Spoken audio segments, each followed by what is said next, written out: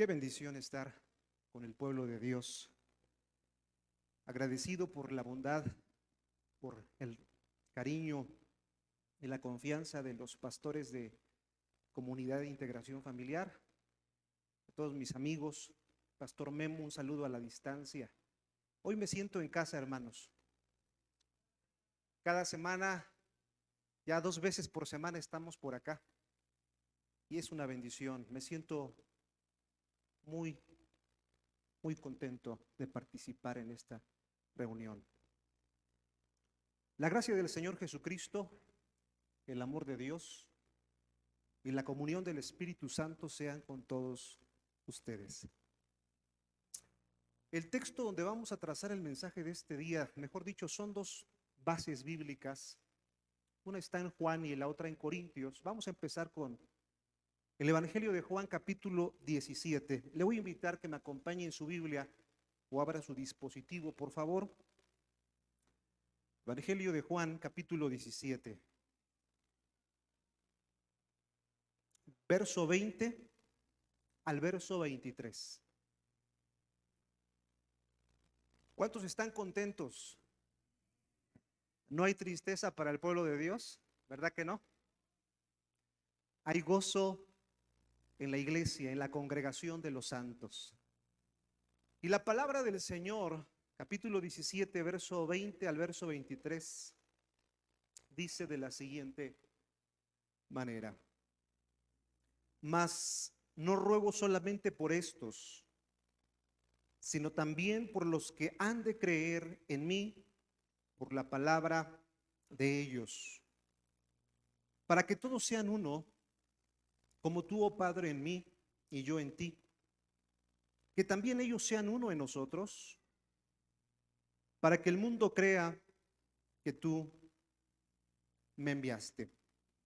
La gloria que me diste, yo les he dado para que sean uno, así como nosotros somos uno, yo en ellos y tú en mí, para que sean perfectos para que el mundo conozca que tú me enviaste y que los has amado a ellos como también a mí me has amado. ¿Me permite hacer una oración? Padre, en el nombre de Jesús, delante de tu presencia estamos rendidos para escuchar tu voz y aprender de ti. Bendice a esta congregación, a mi vida, en el nombre de Jesús. Amén. La Biblia está llena de grandes oraciones de fe. Tanto hombres como mujeres levantaron su voz al Señor en momentos de necesidad, en momentos de pruebas y de luchas, pero también en momentos de gratitud. Creo que todos conocemos el salmo famoso de David, el Salmo 51. Un salmo que escribe después de que el profeta Natán lo reprende y él está arrepentido de su pecado. Y dice: ten piedad de mí, oh Dios, conforme a tus misericordias, conforme a la multitud de tus piedades, borra mis rebeliones, lávame más y más de mi maldad y límpiame de mi pecado. ¿Cómo no recordar la asombrosa oración de Salomón cuando terminó de edificar el templo en Jerusalén? Nos dice el primer libro de los Reyes en el capítulo 8 que Salomón extendió sus manos hacia el altar y dijo: Dios de Israel, no hay Dios como tú, ni arriba en los cielos, ni abajo en la tierra, que guardas el pacto y la misericordia de tus siervos. Podemos recordar la oración de Abraham cuando intercede por Lot, cuando Dios le comunica que va a destruir Sodoma y Gomorra. Y Abraham levanta su voz en oración diciendo: Señor, soy polvo y ceniza, ten misericordia si hay 50 justos. Podemos también hablar de la oración de Moisés, cuando él desciende del monte Sinaí y el pueblo está en jolgorio y en pecado, y Dios decide destruir la nación o el pueblo, y él intercede y le dice: Señor, Acuérdate de Abraham, de Isaac, de Jacob, tus siervos, a los cuales has jurado por ti mismo y les has dicho: yo multiplicaré vuestra descendencia como las estrellas de los cielos. ¿Cuántos recuerdan la oración de Ana? Cuando fue escuchada, cuando Dios le concedió el anhelo de su corazón. Y aquella canción, alabanza, esa oración, esa plegaria tan preciosa: mi corazón se regocija en el Señor. Podemos mencionar la oración de Jabes: Señor, si me dieras salvación, si me dieras bendición, si tu mano estuviera conmigo, si ensanchares mi territorio. De todas estas oraciones que te hablo son bellas, pero indudablemente la oración del capítulo 17 del Evangelio de Juan es la más profunda de todas las oraciones que hay en la Biblia. Y es la oración que expresó nuestro Señor Jesucristo. No se sabe en qué lugar oró al Padre Celestial. Probablemente cerca del aposento alto, cerca del Cedrón, del río, del arroyo del Cedrón, porque hay un contexto y nos puede ubicar en esos lugares. No importa dónde haya sido. Es una oración tan llena de amor. Es una oración impresionante. Es una oración, hermanos, donde Él oró por usted y por mí. ¿Quiere que se lo compruebe que Él oró por ti? Quiero que le digas a tu vecino: el Señor Jesús oró por ti. Dígaselo, por favor. El Señor Jesús oró por ti. Vea conmigo el verso 20, por favor, del capítulo 17, el verso 20. Dice así: mas no ruego solamente por estos, sino también por los que han de creer en mí, por la palabra de ellos.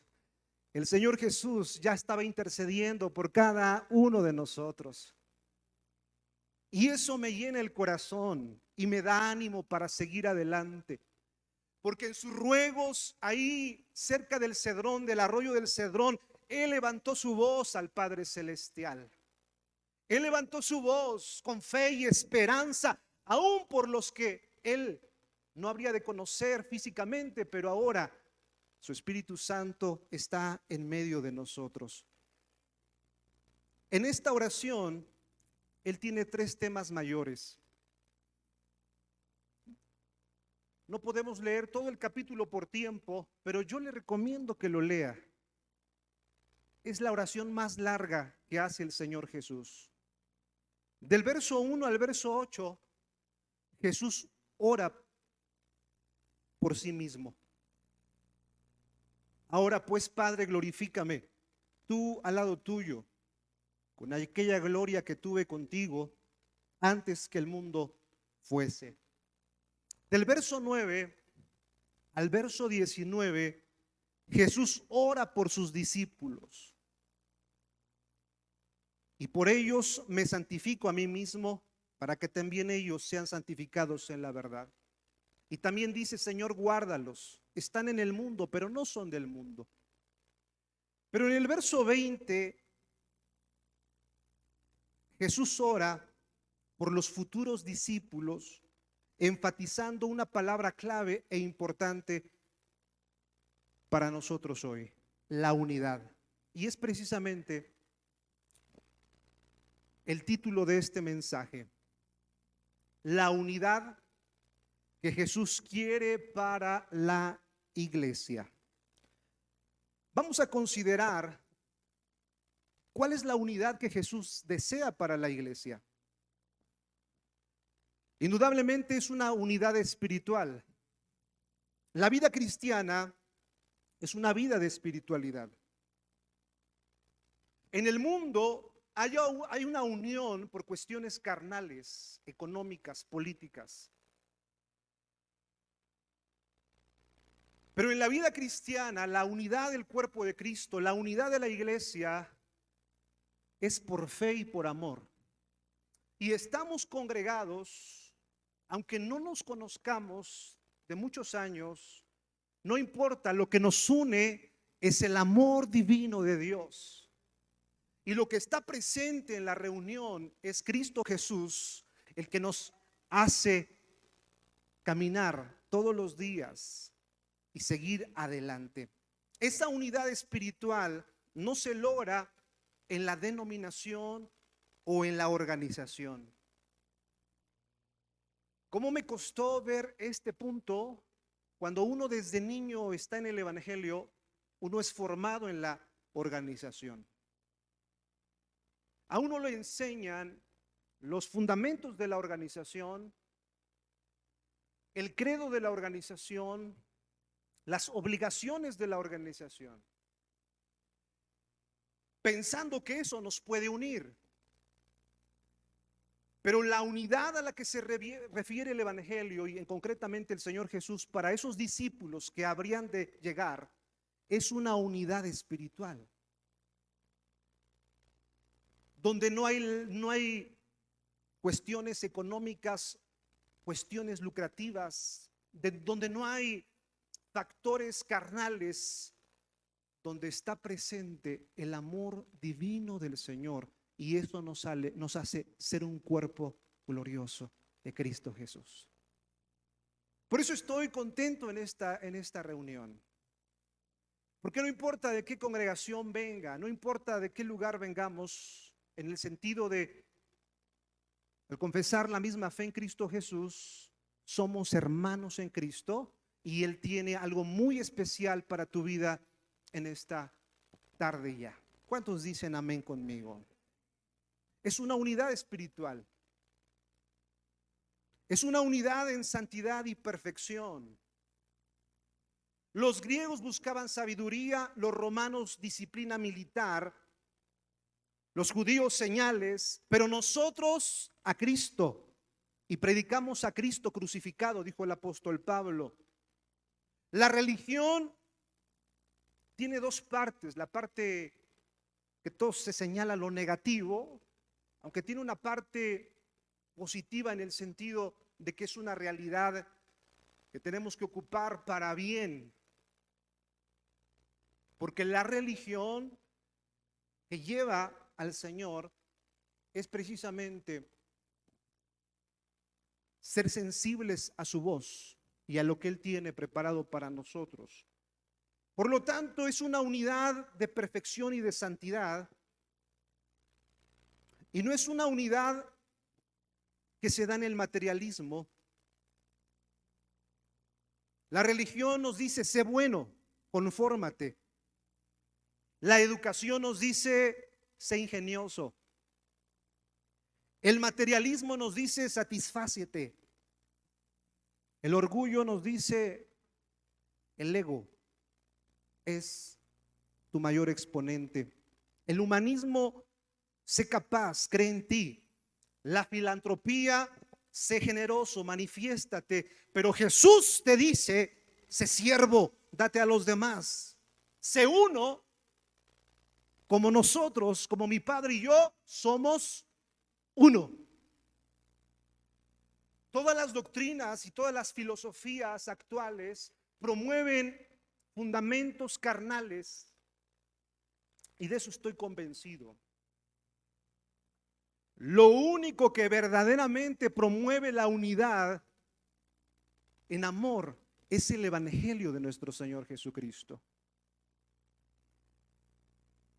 Y es una unidad en el ágape, una unidad que debe de ser demostrada en un amor sacrificial.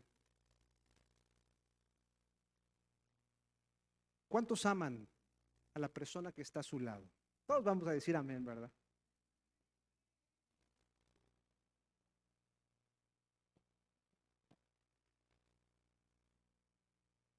Jesús y su amor morando en el creyente. Y es una unidad que no tiene comparación a la unidad que el mundo quiere promover y dar. En un tema actual, vamos a poner un punto sensible en este momento: el mundial. La gente se une y pareciera que están bien unidos, ¿verdad? Bien arraigados. hacen comidas para disfrutar del partido y no es malo, es bueno, es parte de. Vemos las porras de diferentes países y podríamos pensar que están unidas, pero ninguna unidad que promueve la agresión o el mal comportamiento, las cosas que no son santas de Dios, provienen del cielo. La unidad que viene del cielo es aquella que nos llama a menguar para que Cristo crezca en nosotros. Por eso no estamos tristes aunque pierda nuestro precioso equipo.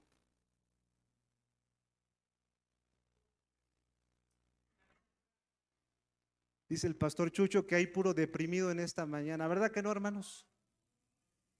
Porque nosotros no dependemos de las circunstancias externas y si gana o no gana, gloria a Dios. Él es bueno y para siempre es su misericordia. Estamos felices porque estamos unidos. Estamos contentos, Cristo vive, Él está en comunidad de integración familiar. Él es el centro de este servicio. Él es el punto principal de la reunión. Al conmemorar la cena del Señor en la que participamos, oraba y decía, Padre, qué privilegio estar en unidad de cuerpo, unidos. Qué gloriosa verdad tenemos. El mundo no lo entiende, no lo puede comprender, pero usted y yo, y no estamos locos. El evangelio puede ser locura para el mundo, pero para nosotros es poder para salvación. Aleluya. Es la unidad que el Señor Jesús quiere para la iglesia. Acompáñeme por favor a la primera carta a los Corintios. Capítulo 1, verso 10, por favor.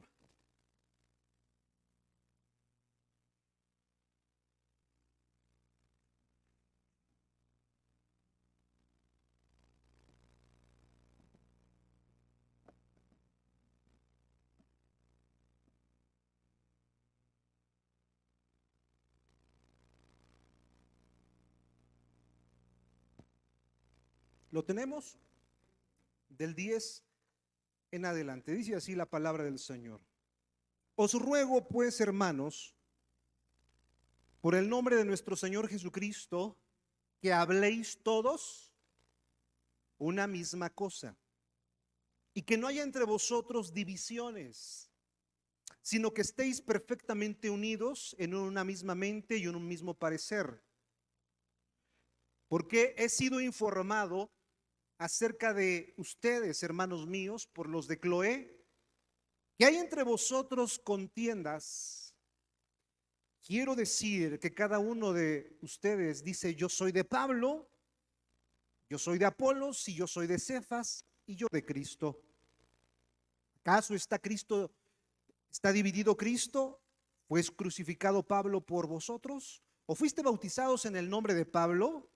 Doy gracias a Dios que de ninguno de ustedes he bautizado, sino a Crispo y a Gayo, para que ninguno diga que fuiste bautizados en mi nombre.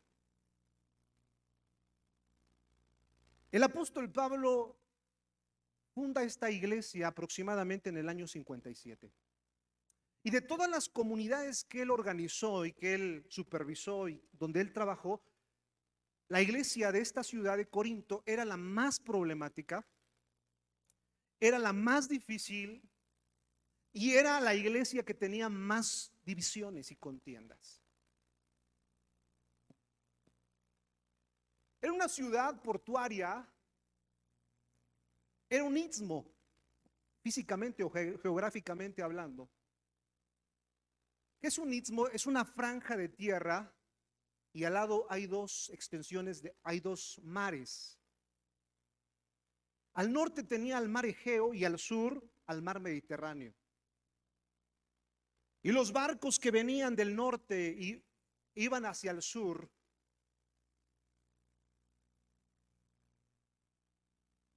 encallaban en Corinto y se ahorraban semanas y semanas en el mar, porque cruzaban en carreta sus equipajes y su mercancía hacia el otro lado del puerto. Y era muy común ver en Corinto cantidad de gente de todo tipo, de todo estatus social, de toda lengua. Era una ciudad muy importante. Se dice que de las 3 ciudades del mundo antiguo más importante, Corinto estaba dentro de ellas. En primer lugar, Roma, la capital del imperio. En segundo lugar, Alejandría, porque era donde estaba la biblioteca más grande del mundo antiguo y ahí estaba el conocimiento. Y en tercer lugar, ¿cuál creen, hermanos? Corinto, porque era la ciudad más importante hablando de riqueza y de economía. Un texto en latín del primer siglo nos ubica en un entendimiento de lo que era esa ciudad. Non omnibus licet adire Corinthum. No todos pueden permitir el ir a Corinto.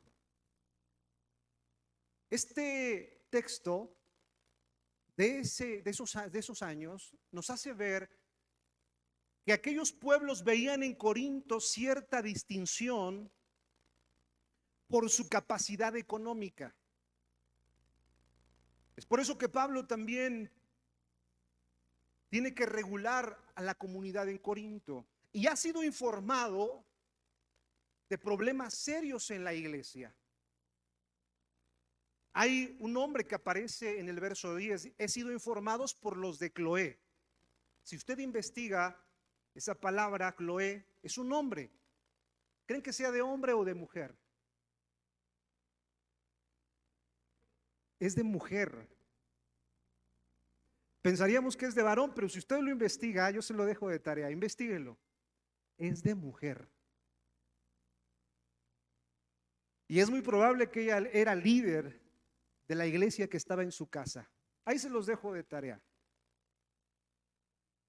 Ella tiene una familia, ella tiene un grupo de personas allegadas a ella. Y ese grupo le informa a Pablo por medio de cartas los problemas que había en la iglesia.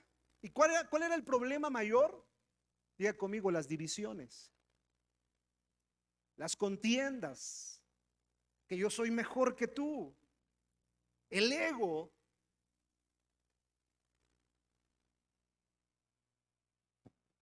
Pablo se preocupa por lo que ha leído en las cartas que le han informado. Y él responde con una misiva, que es este documento.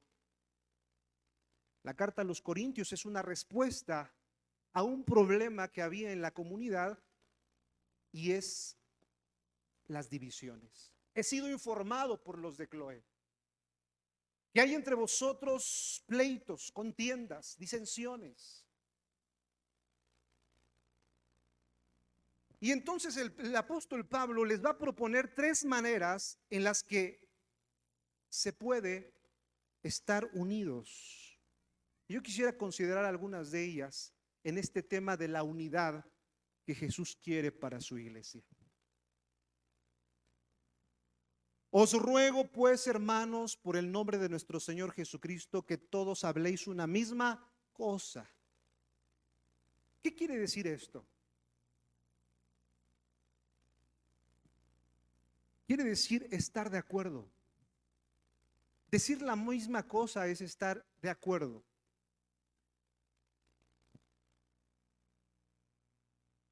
Se cumple lo que el Señor Jesús dijo: donde 2 o 3 estuvieran de acuerdo, ahí estaría yo en medio de vosotros. En la unidad que el Señor quiere para su iglesia, hay que tener acuerdos. La iglesia estaba dividida en grupos que veían a un líder en particular y se identificaban con ese líder. Apolos era un hombre muy elocuente, él venía de Alejandría. Cefas era el apóstol Pedro que había estado con Jesús. Crispo era un líder, era un varón que había estado al frente de una sinagoga, era un hombre influyente también. Por lo tanto, el apóstol dice claramente: ustedes dicen, yo soy de Pablo o de Apolos o de Cefas o de Cristo. ¿Acaso está dividido Cristo o fue crucificado Pablo por vosotros? Doy gracias a Dios que a ninguno de vosotros he bautizado. Y pensaríamos que el apóstol está hablando negativamente del bautismo, pero no es así, porque en otras cartas él habla del bautismo como algo positivo. Lo que está diciendo el apóstol Pablo es que en el liderazgo y los que estamos al frente no tiene que haber distinción o contienda, porque el que merece toda la reverencia es el Señor. Quien bautizaba, el discípulo se sentía con cierta acercamiento y decía, yo soy de fulano de tal. Por eso Pablo dice, qué bueno que yo no bauticé a muchos, a poquitos nada más. Y esto es algo que me llama la atención. No aceptar divisiones, no aceptar contiendas, no aceptar porque es carnalidad. Ahora, las iglesias de Corinto no estaban en templos, porque no había templos. De hecho, el único templo era el templo de Jerusalén. ¿Dónde se reunía la iglesia de Corinto? En las casas. Era en las casas el lugar de reunión donde el culto era un culto, vamos a decirle así, un tanto informal, pero era un programa diario. Y hay una comparación de la iglesia actual y de la iglesia del primer siglo. Voy a hablar de algunas comparaciones. La iglesia del Nuevo Testamento eran rebaños pequeños. La iglesia hoy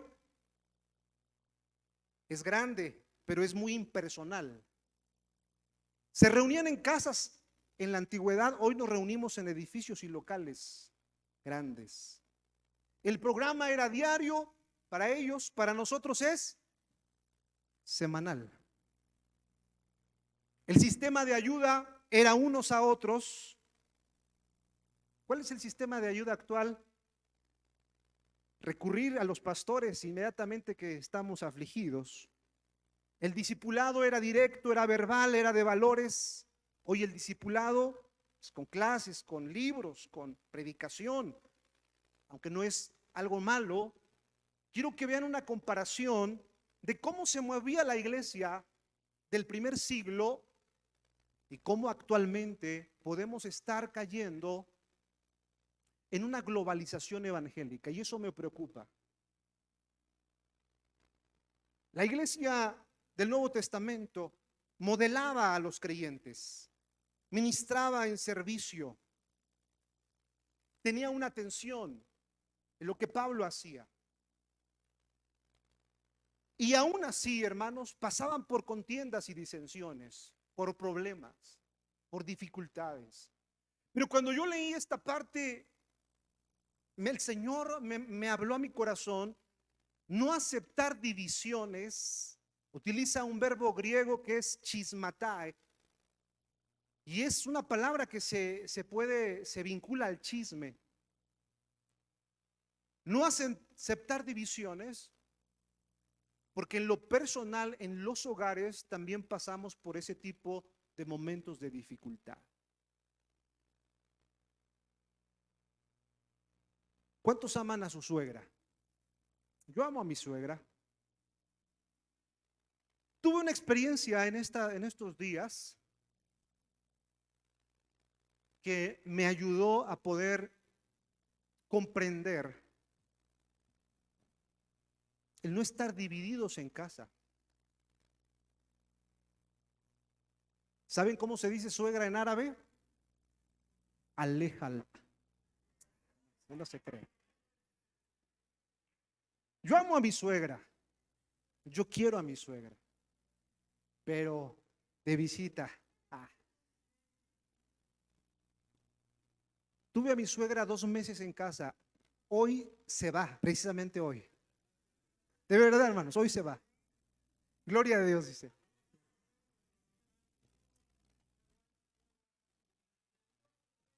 Dos meses en casa, mi suegra. Dice el hermano, me te he visto cansado, estresado, sin ilusiones. Cuando llega la suegra a la casa y dice, ya llegué, uno siente algo, ¿verdad? 2 meses en casa, mi preciosa suegra.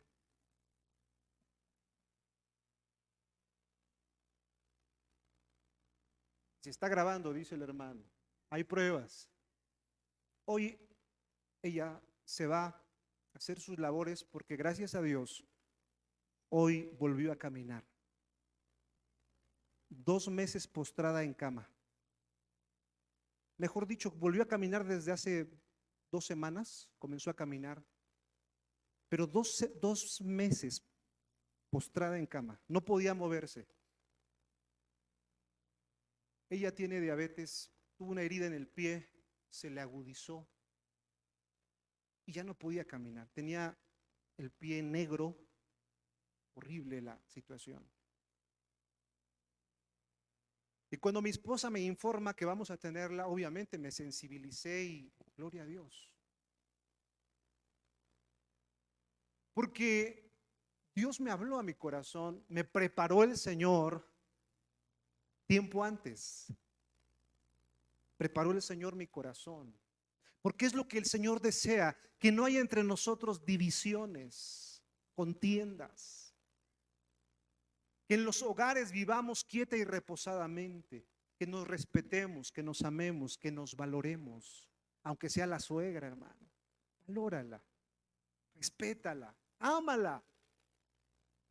El Señor preparó mi corazón porque mi esposa tuvo que hacer unas diligencias y se ausentó por varios días y me dejó solo con los niños. Y ese es otro boleto, hermanos. También les quiero platicar que atender a los niños, que son chiquitos, bebés, y tengo 4, imagínense usted. Dicen que a los pastores nos gusta tener familia abundante. 4 hijos. Y tengo 2 bebés, 2 chiquitos. Y yo solo con mis hijos, uno me lloraba, el otro gritaba, uno quería comer. Yo nada más los volteaba a ver y no sabía qué hacer. Yo miraba a mis hijos. Y te estoy hablando de tiempo atrás, donde Dios preparó mi corazón. Yo decía, ¿qué hago con mis hijos? Un día les hice de comer sándwiches, al otro día dije, pues ¿qué les hago? Pues sándwiches otra vez. ¿Cuál es el problema? Pero un día ya no aguanté, hermanos. Recuerdo ese día. Estaba lustrando mi calzado porque tenía que predicar y estaba angustiado, estaba estresado porque mis hijos gritaban, el otro lloraba. Yo ya estaba cansadísimo y ¿saben qué pensé? Aunque sea que viniera mi suegra.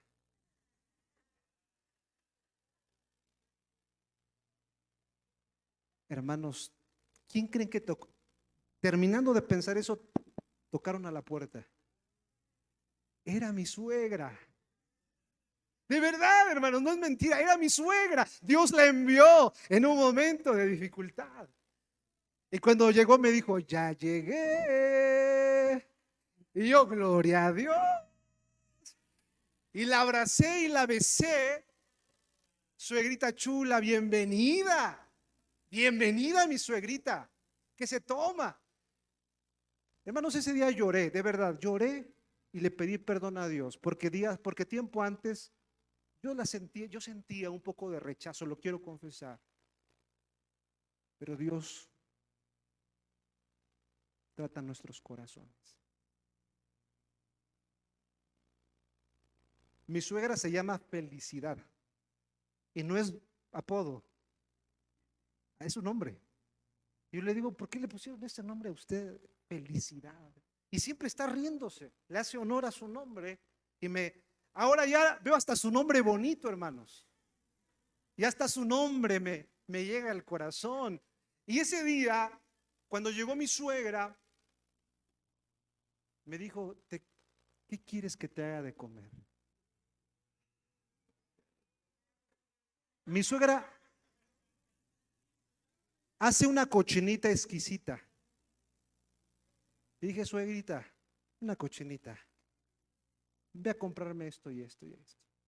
Ese día, ella no lo sabe, pero ese día yo lloré y le pedí perdón a Dios de que en mi hogar tuviera yo división. Y ahora que estuvo en la casa 2 meses, yo fui lo más amable con ella. Me esforcé, porque es lo que el apóstol, porque la palabra, por lo que Jesús nos invita, que seamos uno en Cristo Jesús, Señor nuestro.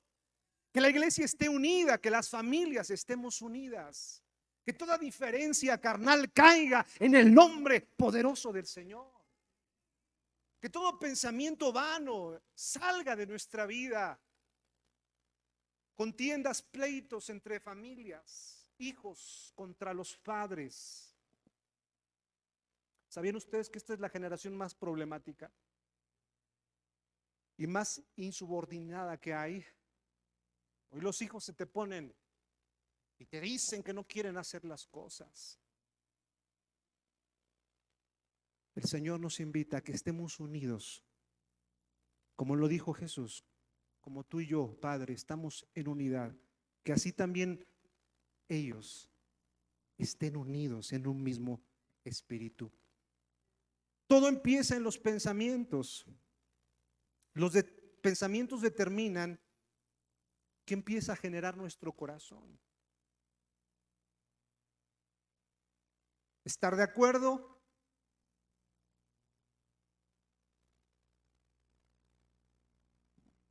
El apóstol Pablo le pide a la iglesia, y me encantan las palabras, me gusta mucho la forma en la que les dice. No les dice les ordeno. ¿Cómo dice? Les ruego. Les ruego, hermanos, por el nombre de nuestro Señor Jesucristo, que habléis todos una misma cosa. ¿Cómo podremos hablar una misma cosa? Se puede cuando el centro de nuestra conversación es el Señor, es Cristo, se puede.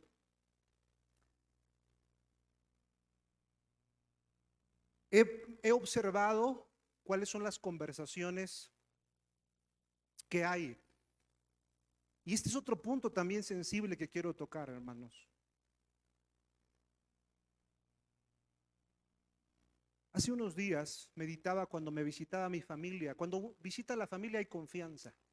Llegaban mis hermanas, comenzamos a hablar y como nos dedicamos al 100% al evangelio, al ministerio, pues siempre hablamos del ministerio. Y uno habla de esto, del otro. Y a veces uno habla hasta de más de cosas que uno ni sabe. Y dije, momento, ¿qué estamos hablando? ¿Qué hay cuando os reunís? ¿Cuál es el centro de la conversación? ¿Está el Señor Jesús presente en nuestra plática? ¿Qué hay cuando te reúnes? Hermanos, vamos a aprovechar en el mes, ya estamos terminando un mes, viene un mes festivo. Hay que aprovechar las fechas, pero ¿qué hay en nuestra reunión? ¿Cristo es el centro de la reunión o es la mercadotecnia, el consumismo, el mercantilismo y todo lo que viene detrás todo lo que ya sabemos. Es Él el centro. No olvidemos que el Señor no está ajeno, no está ausente de nuestra vida, ni de nuestras acciones y nuestros eventos. Él está presente en todo lo que hacemos, hermanos. Tengamos en cuenta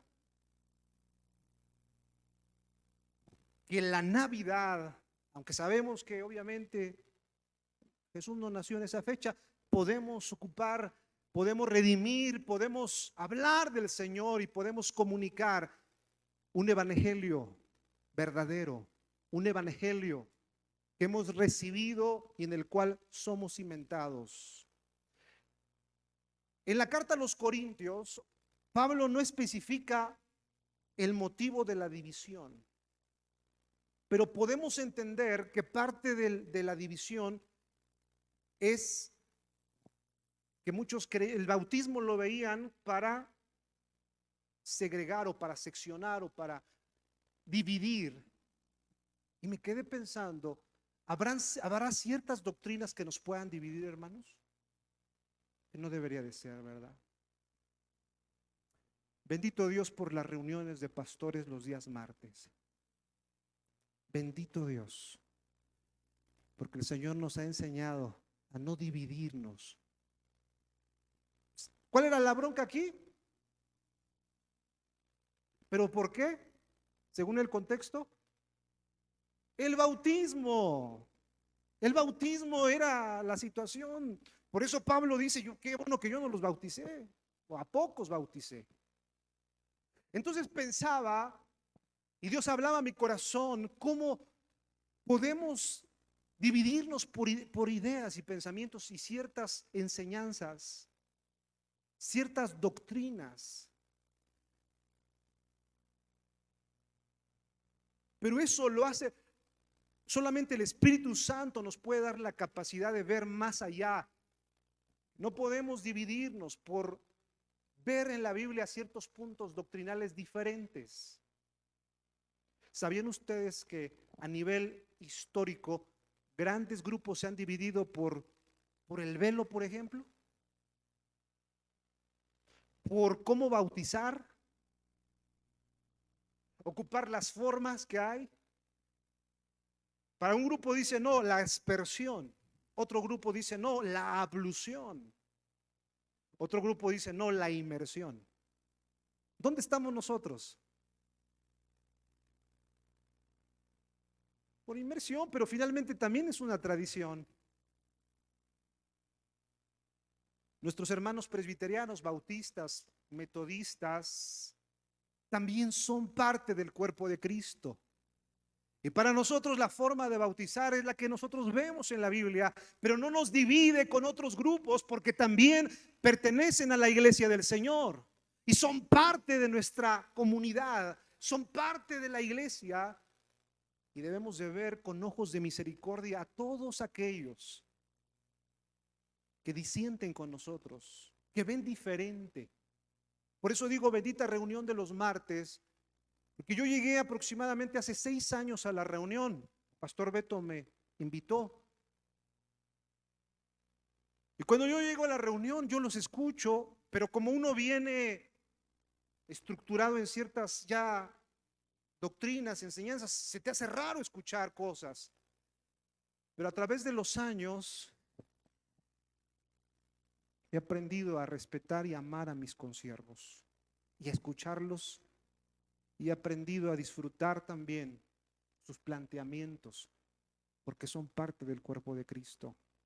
Y me han bendecido enormemente. Hoy yo le decía, yo estoy feliz, yo estoy contento y me siento en casa. Doy gracias a Dios porque Dios ocupó esas reuniones para poderme modelar en muchos pensamientos. Y ahora le digo, Dios, gracias, Señor, porque si no yo estuviera todavía con ideas carnales. Ahora glorifico a Dios por ello. Le confieso algo, cuando yo conozco a los hermanos y escucho cómo se hablan. Para mí fue un shock porque un día yo estuve ahí, estaba en una reunión con el hermano Denis y presentaron al pastor Memo, pero de una manera informal. Y yo dije, ¿cómo? Pero cuando veía que son amigos, que somos amigos y que lo que nos une es el Señor Jesús, no hay entre nosotros divisiones, ni pleitos, ni contiendas por cuestiones vanas, porque todos estamos unidos. Él es la vid verdadera, nosotros los pámpanos. Y es necesario que demos fruto y fruto en abundancia. Porque separado de mí, dijo el Señor, ahí en Juan, nada podéis hacer. Nos necesitamos. Dile a tu vecino, te necesito. Dígaselo. Te necesito.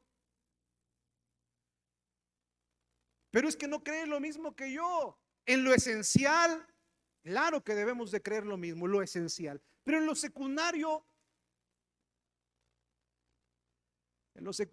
podemos tener diferentes apreciaciones. Dios me dio la oportunidad de pastorear la Iglesia Bautista Casa de Dios en el año 2018. Para mí fue una experiencia muy importante en mi ministerio porque vi su manera de ver y estudié su historia para poderme comunicar. Y encontré que la Iglesia Bautista procede un poco antes de la Reforma Protestante por un grupo de hermanos piadosos que veían en la Biblia el bautismo por inmersión, adultos, cuando desde el siglo IV hasta el siglo XVI el bautismo era a los infantes. Y este grupo que bautizaba a la gente grande, a la gente adulta o a la gente consciente, despectivamente les llamaron los rebautizados, los anabaptistas. El anabautismo nace como respuesta, como una resistencia al catolicismo romano. Ellos veían en la Biblia que el bautismo era consciente de una persona adulta, llamémosle así, o alguien que estuviera consciente, para no dar edades. La Iglesia Católica los señala y les dice, ustedes son los rebautizados. Y ahí nace ese movimiento que es el precursor de la Iglesia Bautista. La Iglesia Bautista, su principal doctrina es el bautismo. Y nuestros hermanos en cuestión de las lenguas tienen su moderación, en cuestión de ciertas prácticas tienen su moderación. Pero no somos mejores que ellos, ni ellos son mejores que nosotros, porque somos un mismo cuerpo y nos necesitamos. Un síntoma de una iglesia que comienza a salir de lo bíblico es que ven en el líder una infalibilidad, que comienzan a verse como los únicos, como que fuera de nosotros ya no hay otra iglesia. Si usted se va, usted pierde su salvación. Comienzan a ver a su denominación como única, como si fuera máximo. Por eso dice el pastor Memo, Dios se ríe de nosotros, y sí, con toda razón. Dice el pastor, se carcajea del Señor y no como burla, sino nos ve el Señor ahí pensando cantidad de cosas. Él es el Dios de todos, hermanos. Y no es un llamado al ecumenismo, no. Es un entendimiento a la unidad que Jesús quiere de la iglesia. Una unidad espiritual, una unidad en amor, en un amor ágape, una unidad que no tiene que ver en la denominación, en la organización, porque en esa unidad se hace porque se hace y punto, porque ahí El que manda, el que establece, toma la última palabra. Pero en la unidad espiritual, uno se rinde y uno dice que el que gobierna es Cristo, no el hombre. Qué hermoso. Estas reflexiones, hermanos, es a las que se han llegado las reuniones de los martes. Hemos estado abundantemente debatido, compartido, y siempre me he manifestado por cuidar la organización. Pero la organización no está por encima de la unidad de Cristo para la iglesia. Por encima de eso humano, por encima de lo denominacional, está la unidad del Espíritu, y es una perfección en Cristo Jesús. Esta unidad es una demostración de amor ágape, porque está repleta de esperanza, de futuro para el hombre. Al demonio le favorece la división. Es su naturaleza dividir, destruir. El diablo ha venido para matar, hurtar y destruir, pero yo he venido para dar vida y para darla en abundancia, dijo el Señor Jesús. Jesús, esa oración gloriosa con la que inicié del capítulo 17, está pronto a llegar a la cruz. Él está lleno de fe y de triunfo y de victoria. Es una oración que concluye recibiendo y declarando ya el propósito divino que Él venía a realizar a la tierra. Es una unidad gloriosa que nos vino a enseñar, que no está vinculada a la política. Sobre todo en este día que hay un acto político, quiero aprovechar. A ver si no me meto en problemas. Espero que no. Si no, ahorita los pastores, ellos me van a ayudar a salir de la bronca. Es muy común entrar en contiendas y en disensiones por cuestiones políticas. Muy común. Es muy común que hermanos se exasperan o se enojan por sus ideales políticos. Yo los escucho, aprendo de ellos, pero no estoy de acuerdo, porque Jesús claramente dijo, hablando de política, entre los gobernantes siempre ellos estarán sobre vosotros, se enseñorearán de vosotros, pero entre ustedes no será así, porque el mayor servirá al menor. Y eso me consuela cuando hablo de política, si no estaría yo fulminado. Y puedo decir, dejemos que los muertos entierren a sus muertos. Él tiene el control. Él tiene el control. ¿Cuántos saben que Él tiene el control de nuestro país?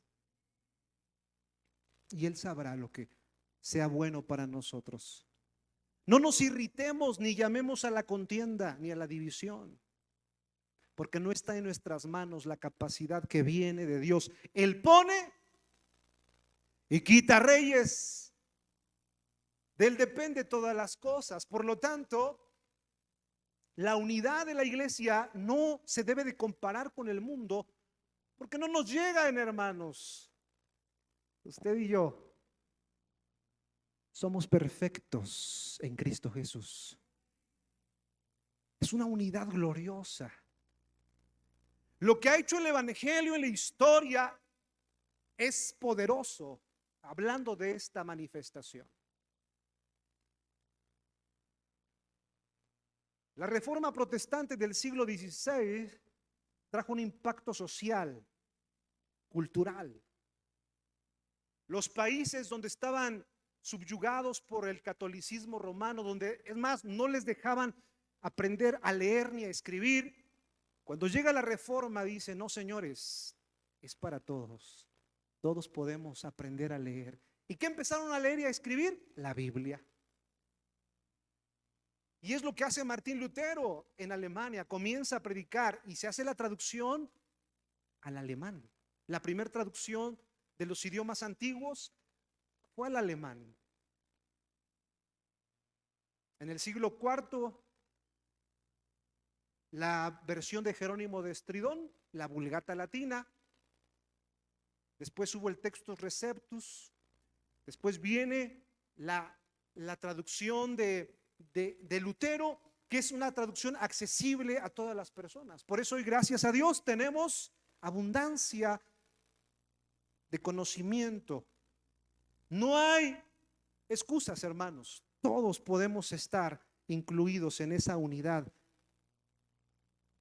Todos necesitamos esa unidad.